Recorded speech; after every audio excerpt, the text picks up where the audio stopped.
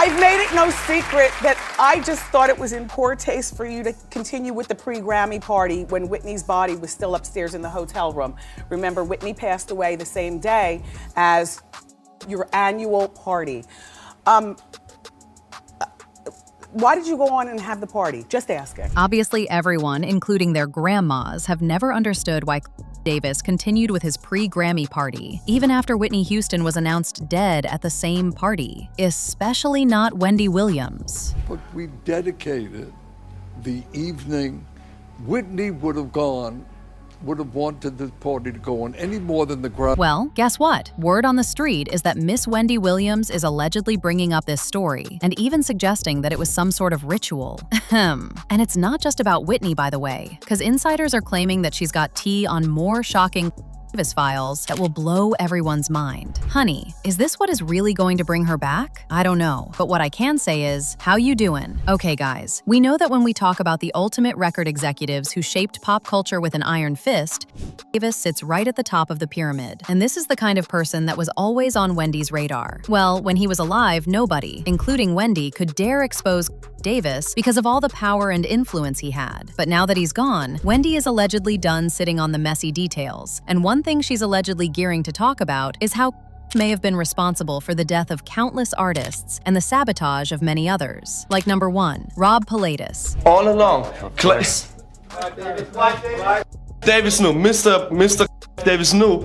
He promised us to help, to persuade Frank to sing on the record. He promised us, he gave us the word. And you see what he did now. He turned around, he speed, because for money. After Davis knew a lot of advance before the Grammys. What is here the case?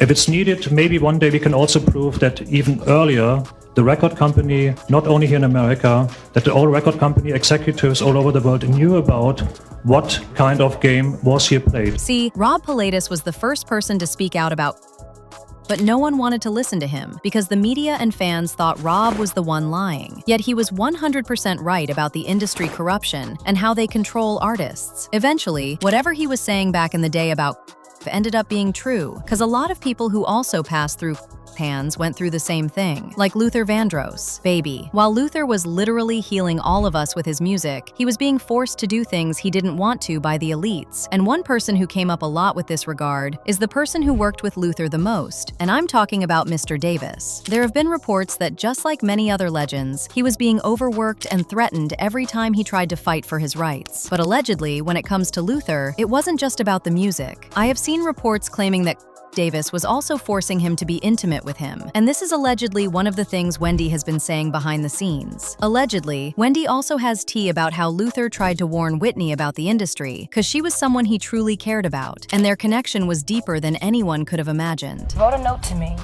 saying that you are going to be one of the greatest singers that ever lived. Really, and I still have it to this day. Whenever we walk into a room together, we just start harmonizing, and it's like H2O. In a test tube, immediate chemistry, boom. My mother told me about Luther Vandross. Not only what a great singer, vocalist, writer, but what a great person he is. Well, based on reports, Luther tried to tell Whitney that the elites, especially Davis, were only using her to get richer, and when they no longer needed her, they would make sure she was gone for good. Speaking of Whitney, before she died, insiders spilled that she was getting clean and was starting to take her control back, and her team didn't like that, because they wanted to continue making money off her, just like Luther had reportedly warned her. Like that is the only thing they cared about. You were, I think, going to go to the Davis party. Yes. It was a surreal event where Whitney's body was still in the hotel, and there was this sort of party where apparently half the room were in tears, the other half were kind of partying. What did you feel about that? I thought that was complete insanity. And knowing Whitney, I don't believe that she would have said, the show must go on. She was the kind of woman that would say, stop everything. I'm not going to be there.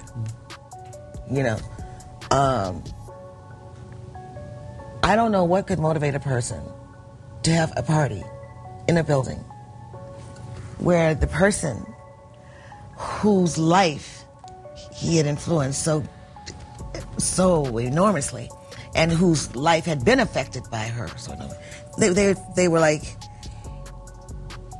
I don't understand how that party went. And to a lot of people, this would explain why even when Whitney Houston died at the Beverly Hills Hotel, insisted the party must go on, because he never truly cared about her. In addition, people have always said that they believe that Whitney's daughter, Christina Bobby Brown, even found out what really happened to her mom, and also blamed Davis. In fact, there have been reports claiming that she was present when Whitney was having her fights with Davis before she died. Grammy time, and her and Clive had a fight 2 days before.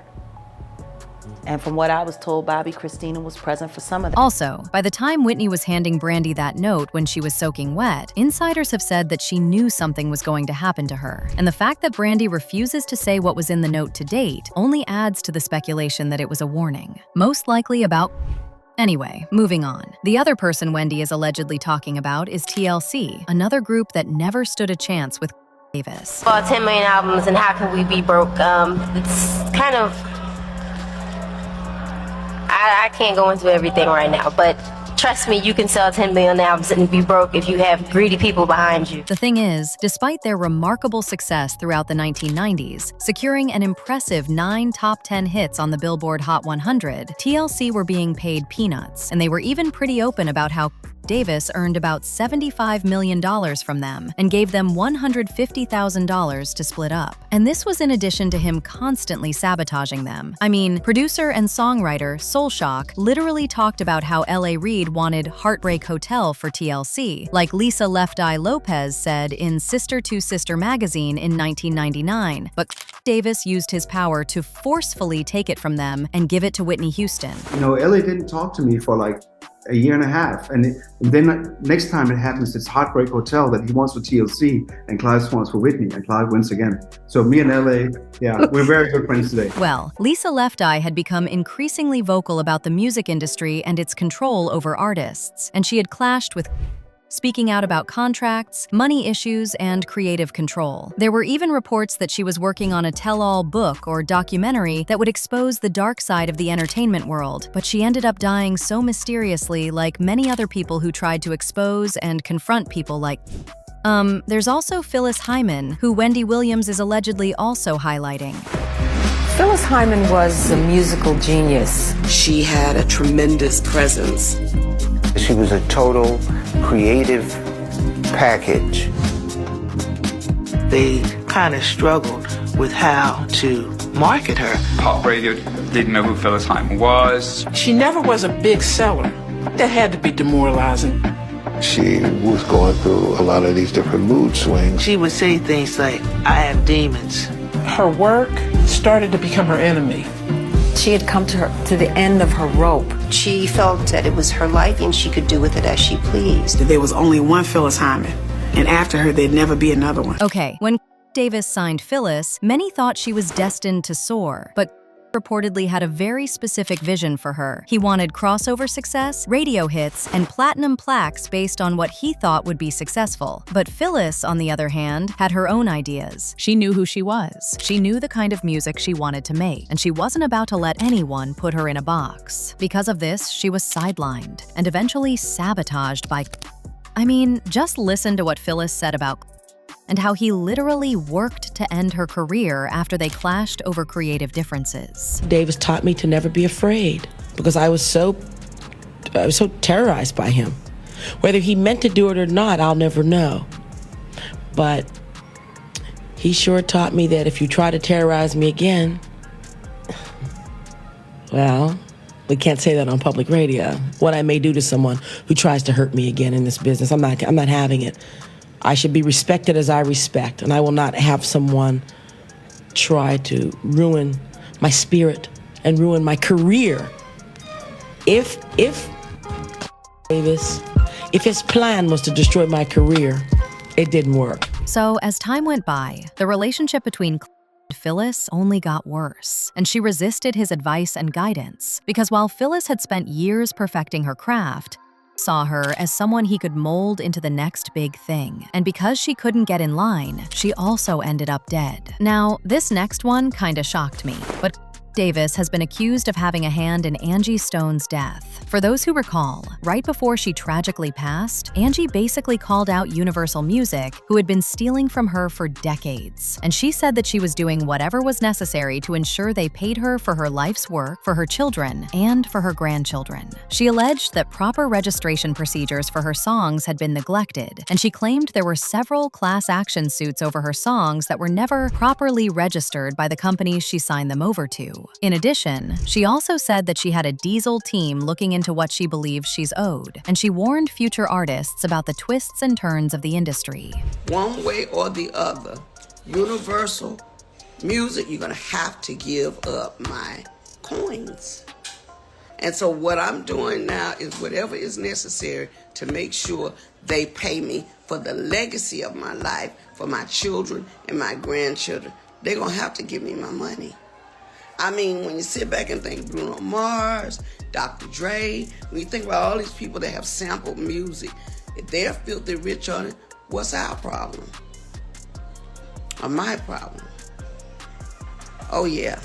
So you gotta get a diesel crew, and I call them a diesel crew, to go in and rectify the issue. Unfortunately, she never lived long enough to get paid what she was owed, and for some reason, people suspected that was heavily involved in her death, and there were even allegations that Davis owned the trucking company that was involved in her fatal accident. Honey, these are just some examples of people who never stood a chance with.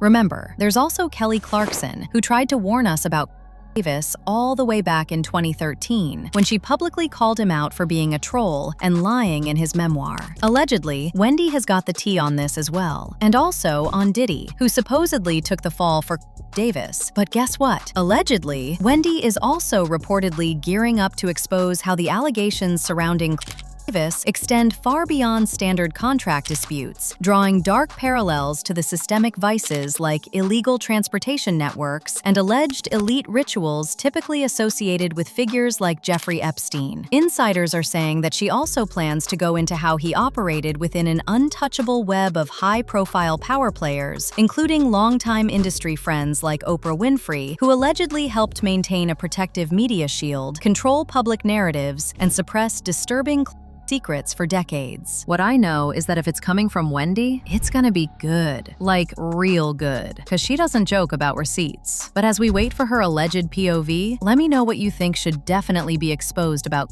Davis in the comments section below.